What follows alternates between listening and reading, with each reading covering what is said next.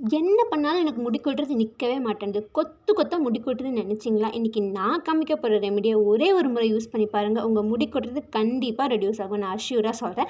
அது மட்டும் இல்லாமல் உங்கள் முடி ட்ரை ஆகாமல் பார்த்துக்கிறதுக்கோ, சாஃப்ட் அண்ட் சில்கியாக மெயின்டைன் பண்ணுறதுக்கோ, உங்கள் ஹேரை அடர்த்தியாக வளர வைக்கவும், வேர்லேருந்து புது முடி வளர வைக்கவும் இந்த ஒரே ஒரு ஹேர் மாஸ்க் இருந்தால் போதும். வாங்க இப்போ வீடியோக்குள்ளே போய் எப்படி இந்த ஹேர் மாஸ்க் ப்ரிப்பேர் பண்ணுறதுன்னு சொல்லிட்டு பார்க்கலாம்.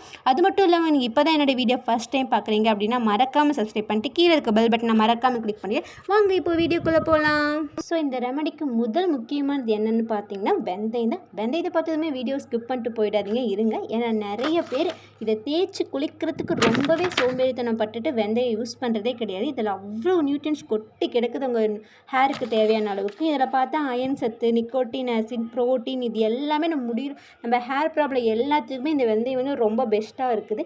நெக்ஸ்ட் என்னென்னு பார்த்தீங்கன்னா நம்ம வந்து கருவேப்பிலை கொஞ்சமாக எடுத்துக்கிறோம். கருவேப்பிலை வந்து நம்ம முடி ரொம்ப கருமையாக வச்சுக்கிறதுக்காகவும் நம்ம முடி ஹெல்த்தியாக வச்சுக்கிறதுக்காக யூஸ் ஆகுது.